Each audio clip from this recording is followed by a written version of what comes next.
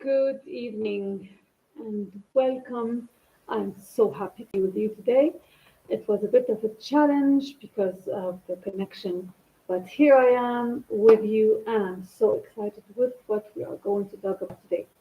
So, today we're talking about anxiety, social anxiety, and depression, something that touches almost every one of us in a certain way with a certain degree. So some of us suffer from total social anxiety. We cannot even go out. We feel that the world is such a big enemy and we cannot face the outside world. And some of us were just a little bit shy when we meet new people, and some don't have any problem, which is very good, and you're lucky if you're one of the third category. But if you're someone from the first one, and even the second one, then you have, then we have in our life some kind of blocks, emotional blocks. Why do I call them blocks? Because they're stopping us from improving, from achieving, from growing. And so, especially more and more young people today, they struggle with social anxiety and depression. They smile on the outside, but inside they feel trapped, they feel isolated and overwhelmed. The question is, why is this happening? But not just why is this happening, what can be done, right?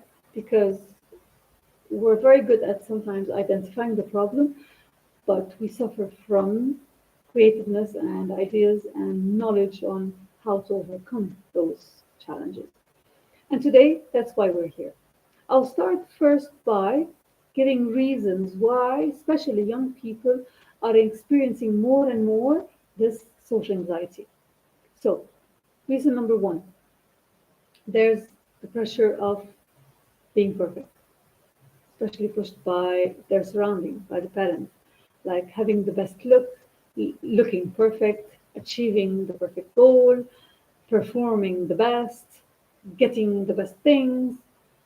So we're always trying, we are trying a lot, always. I'm not over generalizing, I'm not generalizing for everyone, of course.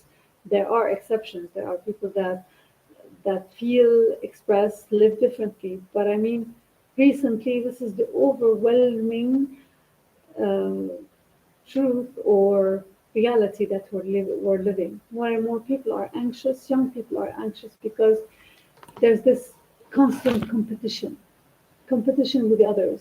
Like, I'm not good enough. I want to be the best. I want to have the best. What I have is not enough. I want this. I want that. And why? This is mainly rooted to one thing, and that is the unconditional support and love that they lack. They feel loved only when they achieve, or only when they behave, or only when they fit the expectations. We're putting a lot of pressure from this side on our youngsters. Even I'm guilty of charge, but to some lower extent, I immediately realize because I'm a life coach, so I'm this is something I need to see around me and definitely protect my kids from. So we put very high expectations on our kids. There's nothing bad in putting high expectations, don't get me wrong, because that's how you push others to push through their boundaries and go beyond and test their limits, which is very good. However, when it becomes that I love you when you do you fit those expectations, I love you when you achieve, I love you when you behave, then there lies the problem. Those kids, those young people start feeling that they will only be loved, only get appreciation, only be acknowledged when they. So the love, the support that we're offering is not unconditional. There's a condition for it. And when there's a condition for it, the magic of the love, the magic of the support, now all of a sudden is gone. Even if we're showing immense love, even if we're treating with so many things, we're giving so much of our attention. But there's the if. there, then all the magic that can be summoned from that act now is gone. So it's very important that our youngsters, they feel that we're giving, we're loving, we're supporting, we're rooting for unconditionally. The pride, the the the celebration, all of these, they come, they will come. We need to celebrate them. We need to tap them on the back. We need to tell them you were amazing, but not because you did this, I love you, or because you're behaving so well, I love you, or because you were such a good role model or a good player or good whatever. Then the if and the only because, or we never say only because, but sometimes it's like in between the lines. That's how they interpret it, and you have to be very careful. Okay, so first reason why our young people are becoming more and more anxious and going to depression is because of the pressure of being perfect, achieving those high standards, and always being better than, best at, more than. Okay, and this will make them start believing that I'm not perfect, I'm not enough, I can't achieve, because nothing is perfect, right? And the second thing, the lack of the unconditional support and unconditional love. I am becoming, and that's what I want pinned on my name, I'm the ambassador of the unconditional giving, because it has the power and it is the medicine to heal many problems, many issues, and to build the best future. The third reason for the anxiety, the social anxiety and the depression is unresolved pain and loneliness. We are social animals. We are, as a human being, we crave for connection. Now, some of you will be saying, no, I don't. I can live alone. I get you.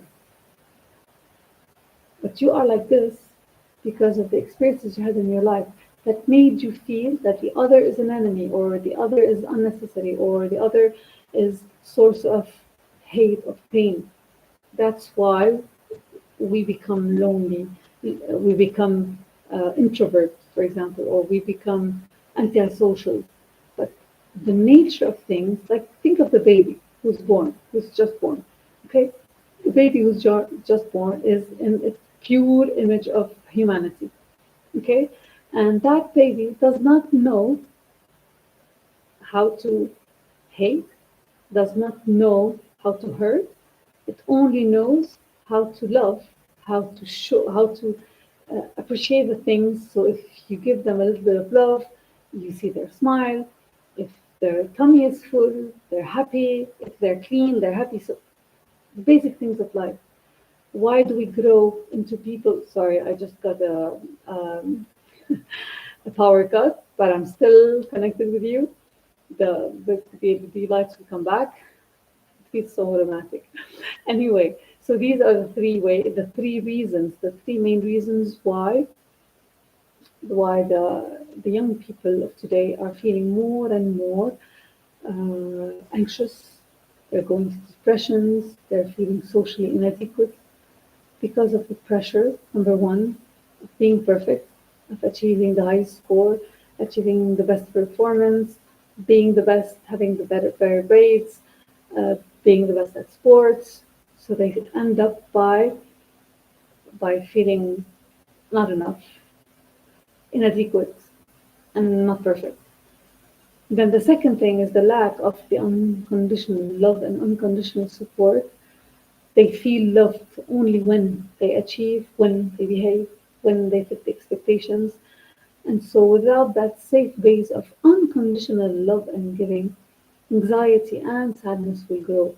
Why anxiety? They're anxious about the future. They feel they cannot achieve.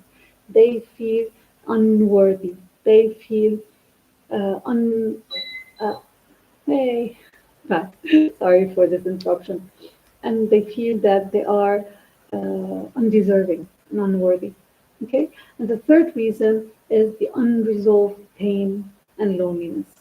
if there's unresolved pain, there pain caused by a friend, pain caused by a sibling, by parents, and the issue was unattended, we are amazing at creating stories. So what started as an incident, unintended, uh, uh, unexpected, something that was maybe haphazard and was not dealt with, it would become a story of there was something behind it, then a story of I'm not wanted, then a story of my life is all going wrong, and so on and so forth. Okay, so that's the unresolved pain and the loneliness. We are human beings that crave for the connection, whether consciously we say no, I'm not, unconsciously we actually are. And it comes because initially we were not supported, we did not feel loved, we did not feel that we deserve to be given with no conditions. Okay, so these are the three, or we can call them four main reasons for anxiety, depression, uh, social anxiety, and what young people today are facing a lot. I'm sorry I didn't define from the beginning the word anxiety. Some of us were so used to using it, but we actually probably do not appreciate or know exactly what it means. And anxiety is the worry of the unknown or the worry of tomorrow. So, because tomorrow is unknown, because the people we meet they are unknown for us, so they create stress, they create a feeling of discomfort, and this becomes anxiety. Okay, and these I just mentioned them the reasons. And last week's live was slightly related to what we're talking about today, which is who is our enemy? Our enemy is the unknown, because the unknown creates fear. Fear leads to anxiety. And when we go through anxiety, we stop functioning properly, we stop going for those opportunities, we stop growing. Okay, now we're not here to only talk about issues, right? And what challenge us. Many of us are already aware, like, yes, Dara, can you tell us something we don't know? The thing that you don't know, or probably you know, but you're like, it's not for me, or I can't do this. The first thing that you have to do is to speak the unspoken. Speaking of your challenge is the first step to healing. Now, this is controversial, especially for those who are introverts, or have social anxiety. How can I talk? You don't have to go to a stranger to talk. Although sometimes speaking to a stranger is a better way because he or she doesn't know me, so there's no judgment, and they might be objectively able to help me because we're not tied by any way. But some of us, again, have a problem with addressing a stranger, or we have the trust issues. So we're who to speak to. So you have degrees depending on how close you are to someone or the available people in your life. So number one, of course, would be a parent. A parent is the best person to give you the right advice and to help you out of your cocoon if you're facing social anxiety and if you're facing depression. Now, if it's not a parent, it might be a sibling. If you are best friends, you have this close connection with them. Or it might be a partner, a boyfriend, or a spouse. And they are the next amazing thing. Or if they are husbands, then they are the first best thing, really, because they're the closest. Again, depends on your environment, on your circumstances. So I'm trying to give all the possibilities so I cover as much as possible all possible scenarios. Now, other people would be your best friend. If you have that connection with someone, that trust connection, which is very rare, and if you have, cherish them, they're very rare. Speak to your best friend. Then, if none of those, and also there are the relatives, if we have this trustworthy person, and there's the best friend. Now, if all of those are not available, you can also speak with coaches. For example, like me, I'm a life coach, and I'm certified with the NLP, which is the Neuro Linguistic Programming, which actually helps reprogram how you interpret events, how you interpret life, reprogram it into a new story that helps you become better, helps you keep growing, helps you achieve your highest potential. So the coach can help a lot and can help better than all the other because they have the shortcut. Now I know many, many, and it's well known that don't never go for or like don't prefer shortcuts. Okay, always go for the right path and the one that you do all the exercise, all the hard work. But in this case, it's another situation. Shortcuts can save lives, can help a lot if someone is qualified to give you that shortcut. Because especially with NLP, it helps reprogram the brain. It helps you reframe the story that lets you to be today who you are and have those blocks, this anxiety that stops you from achieving, stops you from going for the opportunity, robs you from the joy of being who you are. Okay? Now, if you don't have that person, hopefully you do. Try to find a coach. Try to find someone who is ready to listen. However, that's that is that carries in it some risk, or because you need someone who's trustworthy and someone that you know will not transform your issue to a publicity or a reason for bullying. So trust a coach or trust your parent if hopefully you have that relationship or a best friend. But try to seek always to talk about what you're going through. It's the first step to healing. Now, the second strategy to overcome social anxiety, it's to challenge the story you have in your mind. What do I mean by that? If your story says that um, they like nobody loves me, that's a big lie.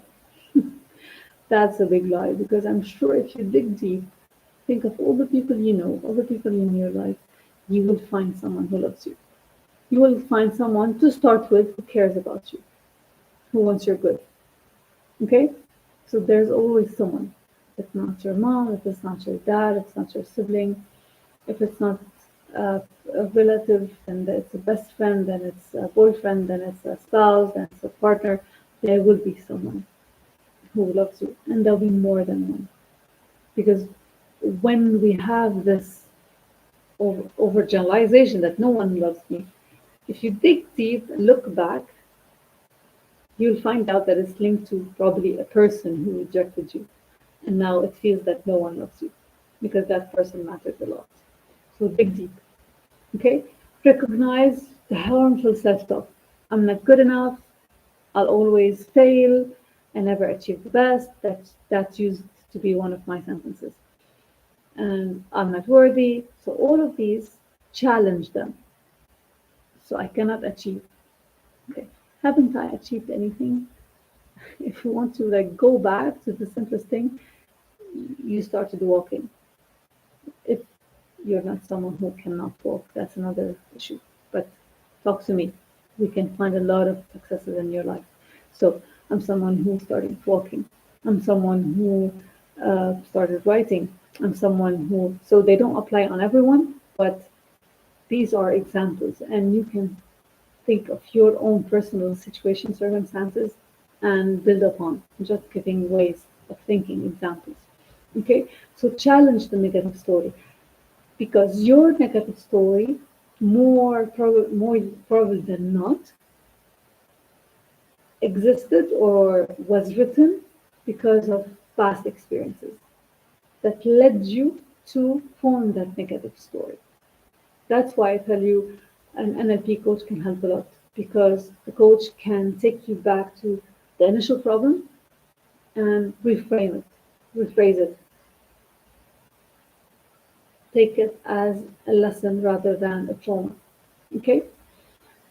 And when you challenge this story that you have in mind, replace it with a compassionate truth, replace it with a soft, a more loving truth. So, for example, I always fail, I'm learning. Because if you're not failing, meaning you're not doing anything. Because life is all about trying, failing, learning, succeeding, improving. So whenever you fail, don't say I failed, say I'm learning. So I found a new way of not doing, of a new way that I shouldn't be doing this, right? Then, for example, you can say also, I'm growing. If you're saying I'm not good enough, say I'm worthy because I'm a human being. I'm the son or daughter of God.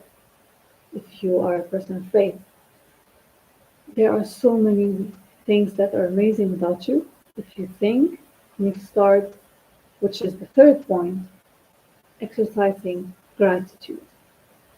Start writing things that you're grateful for. This is something I will never stop repeating, probably in every single topic that I'm talking about.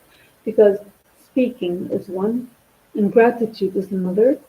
The first step for healing. When you start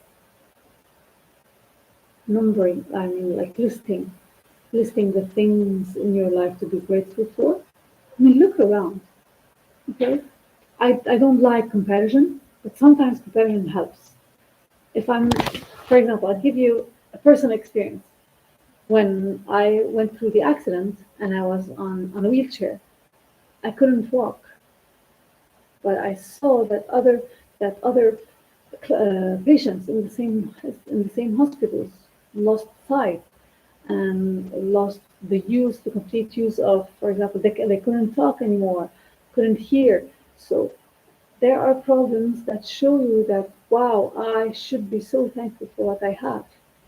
And that action of gratitude will start lifting you up because you know that you have something important, something priceless, and so you can start building on that and realize that you have worth, realize that you're someone amazing, that you can achieve.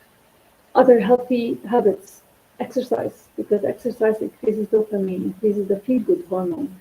And when you have more of the feel good hormone, so you feel good, right? Feel better, you feel better about yourself. And now you're stronger to challenge those negative stories. And other healthy habits, journal. Okay, because when you journal, you speak about the good, you speak about the bad, the good things that happen in your life, and how awesome you were in this situation, or how you were able to deal with another situation or solve a certain problem, no matter how small, piece by piece, no matter how small. Maybe the growth is slow, but there is growth. Always aim for growth rather than perfection. Aim for improvement rather than perfection. Because when you aim for perfection, most times you will be deceived because nothing is perfect. Okay? And so we said exercise, we said journaling, show gratitude, and do what you love doing. If you have a hobby, then do that hobby more often.